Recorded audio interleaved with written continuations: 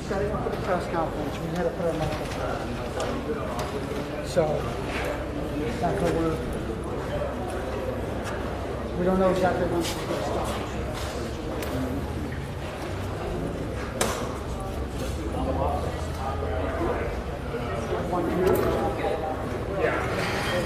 Okay. Do you want me to turn this mic? Mic one. Check audio on mic one. Phil, I'm going to kill your mic. Yeah. Not sure what that's under. You good? Yeah. Okay. I just want to, as long as it's just trying to make sure. Mic check 2-9. Everybody got a thumbs up? Okay. You guys got that? He's the guy who looked my door. The audio was good for you guys. Hey, Ryan. Do I need to kill this microphone? You go ahead and get it, yeah. Okay. Mic check 2-9. Okay, thank you very much. Appreciate it.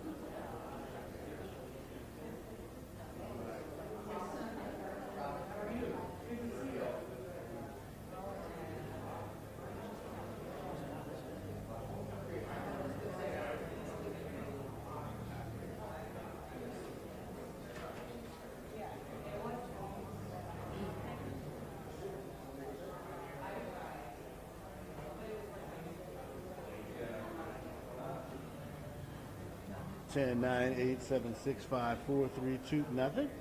All right. It's good for it to die now then.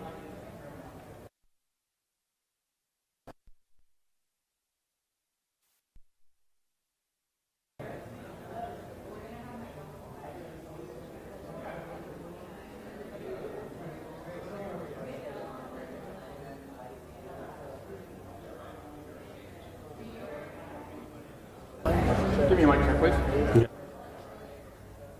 Hey, can you hear me? Microphone check, 1, 2, 3. Hello, hello, hello. Can you hear me?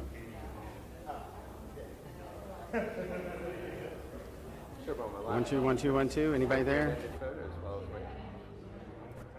Hello? Hurry up and wait, baby. Hurry up and wait. If I'm not careful, USA Today will send me to an assignment. Anybody there? And pull photos from Reuters. Hello, hello, hello. Can they... Hello, hello, hello. Can y'all hear me? It's happened more than once. Hello, hello, hello. Anybody? Anybody? Okay. Do you want me to talk? You need a pylon? Okay.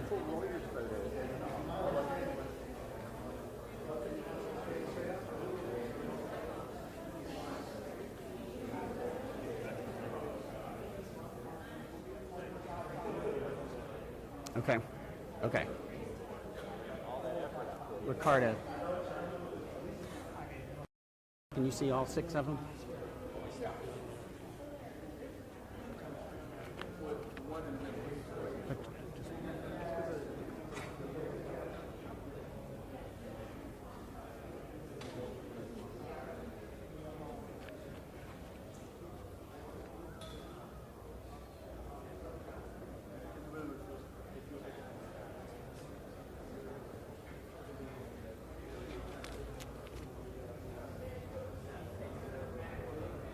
Yeah, you saw the ceremony briefly there where the 6 soldiers were awarded the Meritorious Service Medal today for their acts of heroism yesterday here on Fort Stewart. Quickly want to run through their names. You're looking at them all standing behind the podium right now. First Sergeant Joshua Arnold, Master Sergeant Justin Thomas, Staff Sergeant Melissa Taylor, Staff Sergeant Robert Pacheco, Sergeant Eve Rodarte, and Sergeant Aaron Turner, all awarded that medal today for their bravery in stopping what could have been so much worse. That was one of the things that the Secretary stressed when he walked in, and he also reassured them that the message from the doctors in the hospital is that they save lives. And their actions yesterday here at Fort Stewart not only saved the lives of the 5 soldiers who were injured, but could have saved many other lives because of what was going on here and how that all played out yesterday.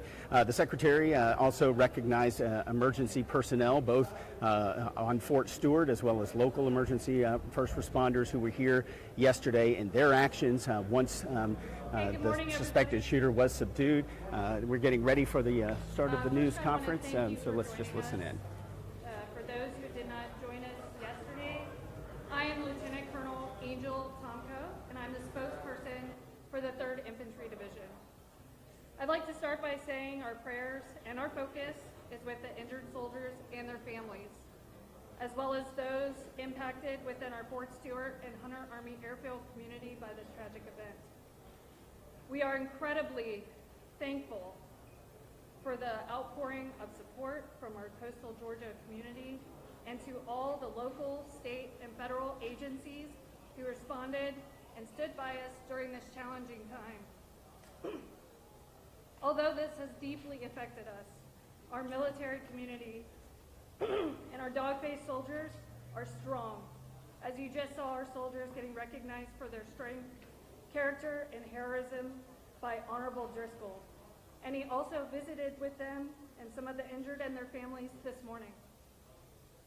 These soldiers who intervened or provided critical care and support during yesterday's events received awards, and the Secretary of the Army will provide some brief comments and take a few questions. This engagement is on the record, and we will have 15 minutes set aside. A couple of reminders: we will not release any of the names of our injured soldiers at this time. However, we will be able to provide you a status update on their general condition.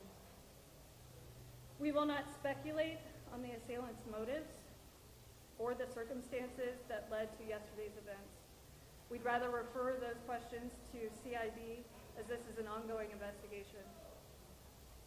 When you ask your questions, we ask that you give your name and affiliation and speak up so that we can hear you and you can hear us. Now, I'd like to introduce the Secretary of the Army, the Honorable Dan Driscoll.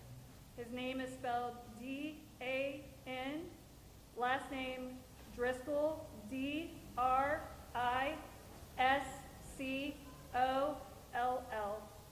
And Brigadier General John Lubis, the Commanding General of the 3rd Infantry Division, spelling is J-O-H-N, Lubis, L-U-B-A-S, and we will have CID representation also available. It's the Deputy Director of the Criminal Investigation Division, Peter Tolentino, P-E-T-E-R T-O-L-E-B-T-I-N-O, and Special Agent in Charge Ryan O'Connor, R-Y-A-N-O''C-O-N-N-O-R.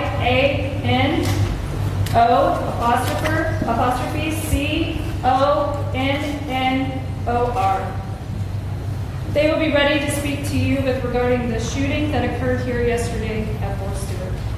I'd like to now pause and I'll turn it over to them.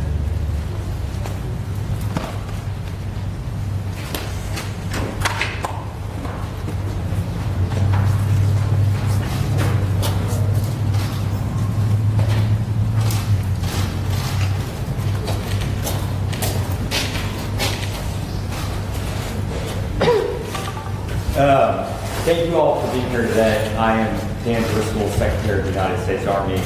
We had two main goals today. It was to come out and first off to support the victims and their families and the community that experienced the shooting tragedy yesterday. And the second one was to recognize the heroism, the courage, and the selfless service of 6 soldiers who put themselves in harm's way yesterday to take care of their fellow soldiers. I want to start off by saying we're standing at the brigade headquarters of the unit that had the shooting yesterday. And this morning, if you were here, what you would have seen is you would have seen a lot of soldiers out doing physical training and PT.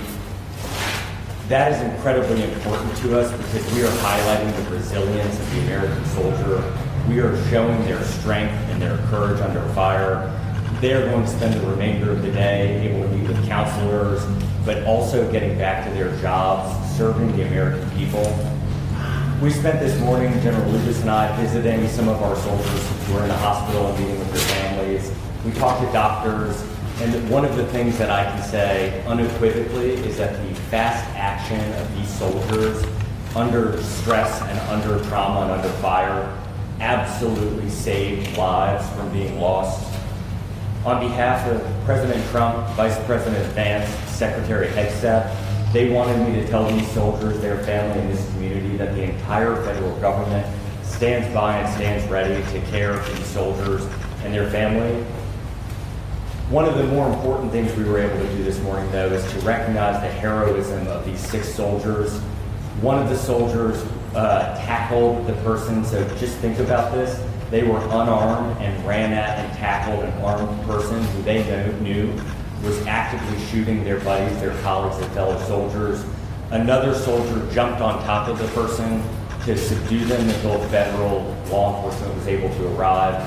The other soldiers immediately, using their training that they had developed over years and years, started to take care of mass casualties. The hospital they took them to in March had just run a mass casualty exercise. For a moment just like this, the Army does not want these moments to happen, but it stands ready when necessary to act and care for those when it does. The Army this year is 250 years old. That is 1 year older than this nation itself. These American soldiers highlight exactly what the Army has meant to this country. It has been there in some of the most traumatic moments of this nation's history, and it has been resilient, stood strong, and acted on behalf of American citizens. I just want to thank this community. It is absolutely unbelievable to me the speed with which law enforcement officers showed up. Paramedics showed up. We had so many people showing up within the first hour that we actually had to stage some of them away. We are so grateful for this community and all that it does for our soldiers and their families. The investigation is ongoing. I imagine a lot of the questions we'll take will be related to that. We will not be able to answer some of those questions, but we are going to do a deep, hard investigation. It will be, the findings will be transparent. They will be released to the American public. We commit to you that anything we discover during the investigation that can make this base and other bases like it safer, we will act on as quickly as possible. Now I'm happy to take questions. Standing beside me, I have General Lucas, the Division Commander, and Special Agent O'Connor from Criminal Investigation Division. So let's kick off with some questions. Mr. Secretary, Robin Kemp from The Current. Hi.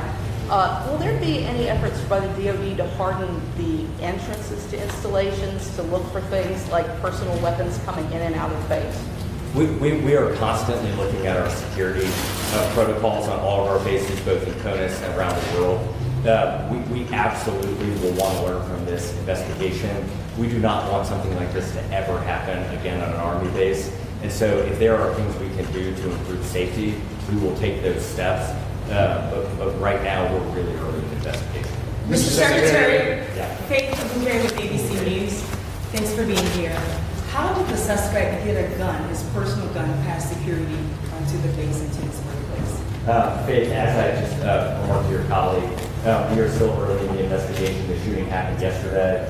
CID, I can have him come up and tell you what we learned so far. Our commitment is what we learn will be disclosed, it will be transparent. Justice will be brought on behalf of these victims and the community that was harmed. Good morning. As the Secretary mentioned, this is still an active investigation. We're still processing the scene with all the resources and capabilities that the Army's Criminal Investigation Division has to offer, which is immense. We've searched people in this entire region. In light of the fact that we're still processing, I'm going to have to defer to that question for now. Is it normal to have a personal gun on base here? No, that would be a violation.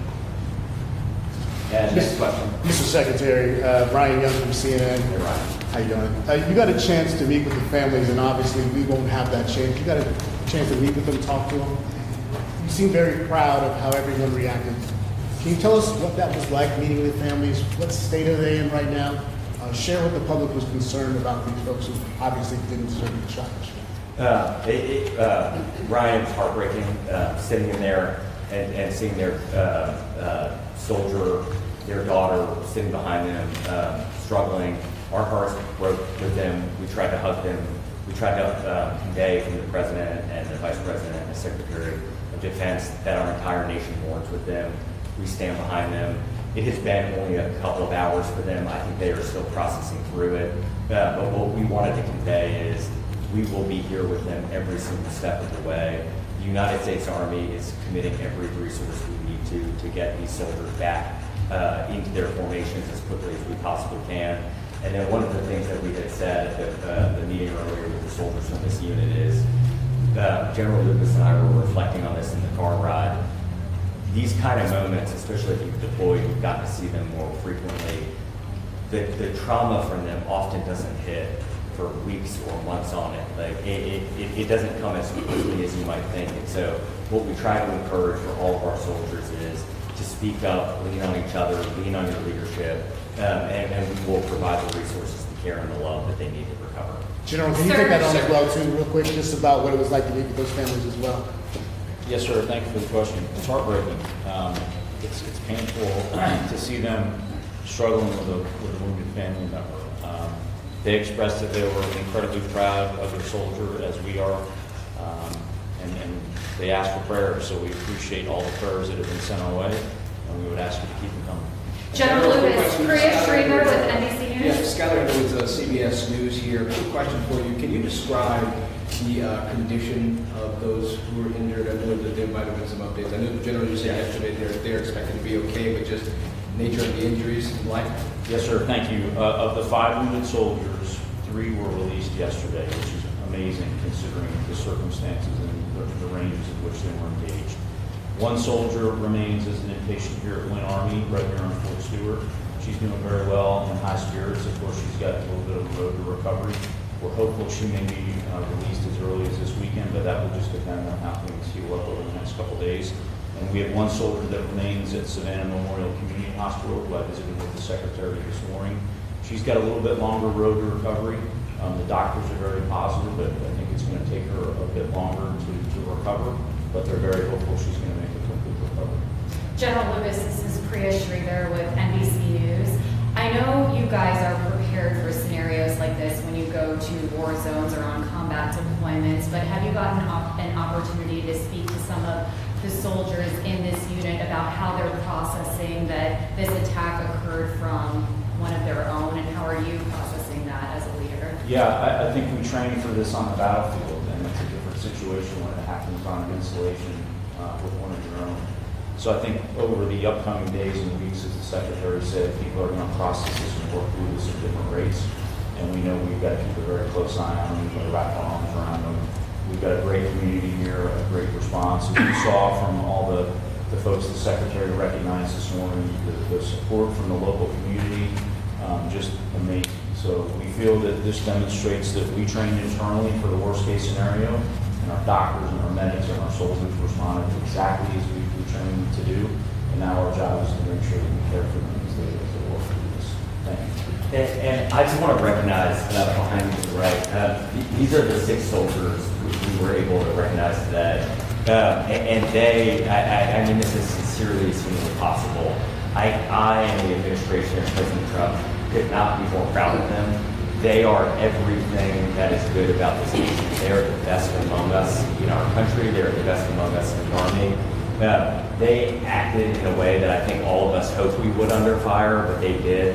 And so we are just so incredibly proud of them. We are so grateful for them. And one of the things we told them and their colleagues is that we will stand with them as long as we need to get them back where they need to be. Responding to the AT, can you all give us a sense going forward what's going to happen next where the criminal justice process goes? Has the suspect been actually charged yet? And if so, what charges is he facing? The military system works a little different. It does.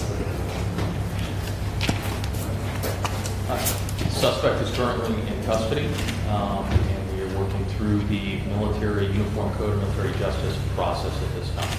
Is he going to be transferred to a military detention facility? That is likely. Do you know when or which one? You also talked about processing the scene. Can you tell us what's going on today with processing the scene? I imagine you're going to showcase things, pictures. Can you just describe that for all of us? Certainly a tragic scene where our soldiers train, but the process of a scene would normally encompass digital evidence, forensic evidence, trace evidence, all of those things which our team is currently doing.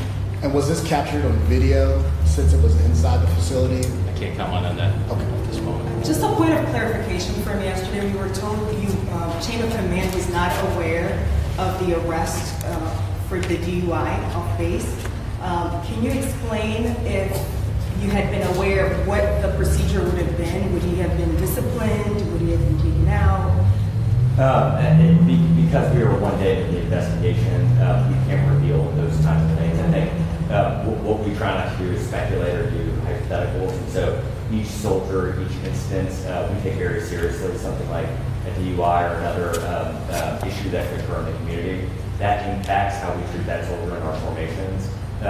We want holistically powerful and controlled and competent soldiers. And so we are constantly reflecting on our mechanisms, procedures as an Army, so that we're able to capture that information and hold soldiers accountable. Are they usually disciplined after an arrest? It varies based off the case. Any other questions? We got time maybe for one more question. Yeah. Jim Kovac from the Atlanta Journal-Constitution. General, could you speak at all, just to give some insight at all on the acts of bravery that you've heard about in this episode?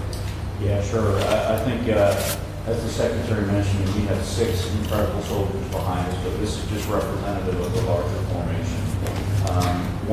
Once the shooter was identified and the threat was identified, we had soldiers that immediately raced, tackled that soldier, wrestled the gun away, subdued him. A second non-commissioned officer jumped on top of further restraining him until the police could arrive. And then simultaneously, no one hesitated. Most of these soldiers behind me and others in the crowd immediately started applying first aid and most importantly stopped the bleeding.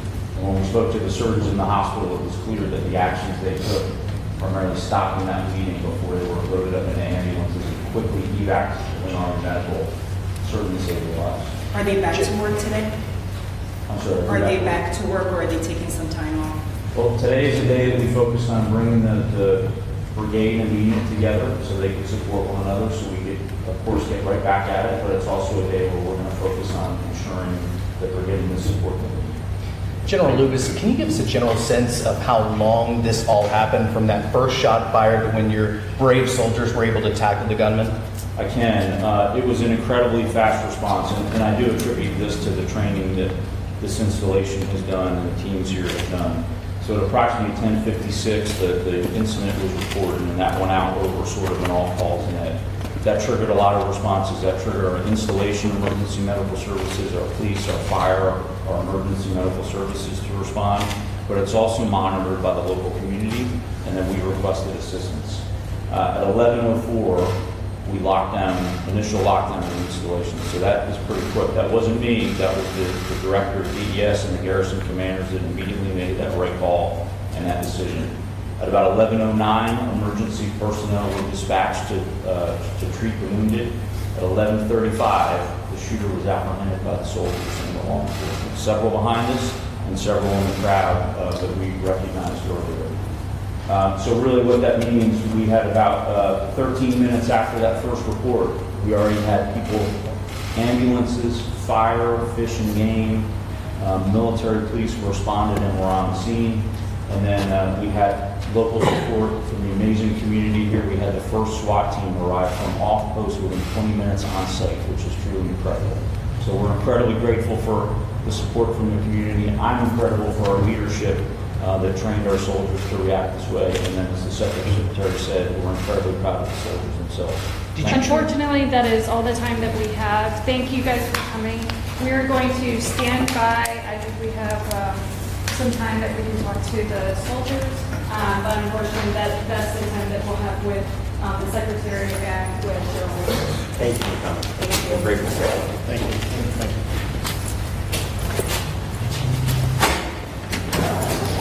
Okay, we're going to take a quick pause as we transition to the armed soldiers.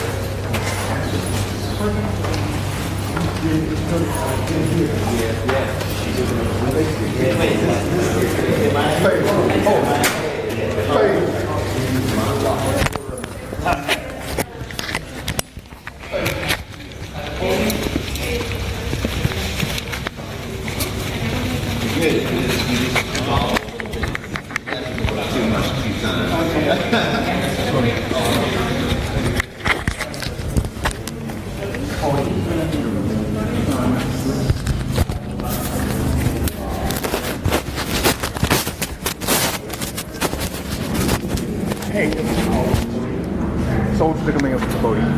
Stick that up there. Yeah.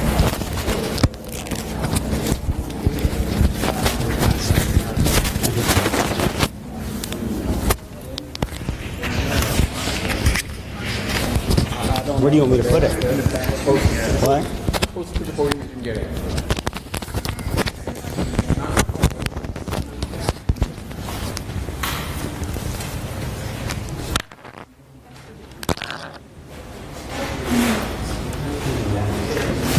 What I'm going to have you guys do is we're just going to have you introduce yourselves. We're going to take just a couple of questions here, and then we're going to close out. Okay? Real quick for clarification, the gentleman from CID that was speaking, that was Brian O'Connor. What is this style? He's the regional special agent in charge. Regional special agent. Thank you. Were they done?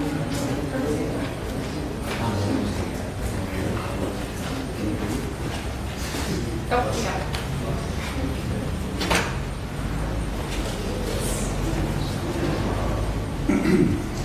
Okay, so I'm going to introduce you to some, actually I'm going to have them introduce themselves, some very special soldiers. You got to see them be recognized by the Secretary of the Army, as well as just demonstrating their heroism and bravery from the events that led yesterday. So I'm going to start with Colonel Sanford. He's going to introduce himself, and we'll go down the line. If you could all step to the center podium, because that's where all the mics are concentrated. Okay. And then we'll start with you. I'm Lieutenant Colonel Mike Sanford. I'm the battalion commander for 703rd Brigade Support Battalion. I'm Staff Sergeant Taylor. I'm the career counselor for 703rd Brigade Support Battalion. I'm First Sergeant Joshua Arnold. I'm the First Sergeant for Bravo Company, 703rd. And that's a unit within the 2nd Armored Brigade Combat Team. And we're going to go ahead and open up for questions. So kind of take us through, I don't know which of you want to answer this first, but kind of take us through what you first heard and what you first did yesterday. First Sergeant? We heard what sounded like gunshots. We immediately had medical services, combat medics, myself and Sergeant Taylor respond. We rendered aid to those individuals, and shortly after EMS arrived and continued their jobs. What went through your head when you realized that there was an actual shooting happening in your workplace? Just conduct training. It's our training that kicked in, mind kicked in, and you just go to work. Have you processed what's happened here? Yeah, of course, friends were shot. Bad things happened, and I'm going to continue to take care of my soldiers, and I'm going to continue to move forward. How difficult was it for y'all to render aid to your brothers and sisters that were shot by another one of your brothers? How much more difficult was that? You don't really kind of process that at the moment. You just take care of the people that you see are injured. When you heard the gunshots, did you immediately think this is bad, or were you thinking this is somebody out there trying to make sure the fireman was very close by? What did you sense this is bad? Really didn't process that it was a gunshot at first, and then it took a moment to kick in that was a gunshot. That was a gunshot, and I started yelling through the hallways. There was a gunshot. Please, I'll share it if you don't mind. Okay. Each of you too. We would like you to jump in. Just, we're trying to get a sense of what this sounded like, what this felt like. When you heard the shots for the first time, can you give me your, first of all, gut reactions? And I know you got to train to react. So walk us through that process for us, if you don't mind. So I wasn't actually on the scene. I got a call from my Command Sergeant Major Alvarado. I was here at the headquarters, and I immediately ran over to the COF, to the building where my companies work. What I can describe to you when I got on the scene, I saw individuals doing triage, triaging patients and things like that. As a commander of this unit, I'm incredibly proud to see everybody come together. I talk about three things every single day when I'm in front of the formation: teamwork, winning, and trust. The teamwork that I saw yesterday made me proud as a commander. I saw Staff Sergeant Taylor, who's my retention NCO, totally different job, but she immediately rendered aid. I saw First Sergeant Arnold running around, directing traffic, doing the things that he did. So for me as a commander, I'm very proud of these soldiers. Commander, do you know the suspect? Yes. Were there any warning signs or any behavioral issues that you noticed? None at this time. Staff Sergeant Taylor, what made you jump into action? So I was in my office, which was at the opposite end of the building, and I was just checking my email, and I heard First Sergeant Arnold yelling that there was a gunshot that went off. I didn't personally hear the gunshot, but I heard him yelling it, so I popped out to the hallway to see what was going on, and I heard him yelling about there being smoke, and I saw the smoke at the end of the hallway, and I noticed there was a soldier laying on the ground, so I immediately sprinted over to the soldier and started rendering aid. He had been shot, and so I was rendering aid to him while First Sergeant started calling for medics. So that was about. Were you scared? Not at that time. I believe you have adrenaline, and I previously was a combat medic for 7 years, and I've worked EMS for the county before, so I have been in these type of situations before where I've had to render aid to someone with gunshot wounds. So I had a little bit of experience, I believe, helped get me through that situation. Was it different knowing that it was Sergeant Bradford, one of your guys' coworkers? I think it's too soon in the situation to really process all of that. It's only been one day. We're going to take maybe one or two more questions with that because we got to move on. Commander, you train these soldiers to prepare for battle, to fight enemies overseas. And here they are fighting a gun right here as they're training. How do you process that? It's tough, but I'm just happy to know that the training that they got, they went into action because really it's a battle drill, and they went into action and did what they need to do. So whether it's here or overseas, or if we're in combat, they did the right thing. But yes, it's tough, but you never want to have that happen as a commander. But like I said, I'm incredibly proud of them. Okay, final question. When y'all got home for the day and were able to get back with your families, did you hug them a little tighter last night? A little bit. Absolutely. I made my kids' favorite dinner, and we had dinner as a family, yes. Thank you so much. Okay, thank you so much. Okay. Thank you guys so much. We will take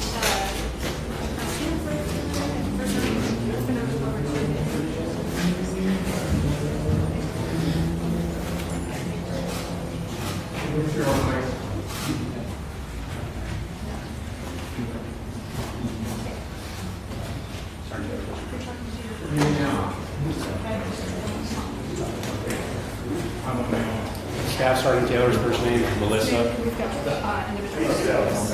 Master? Melissa.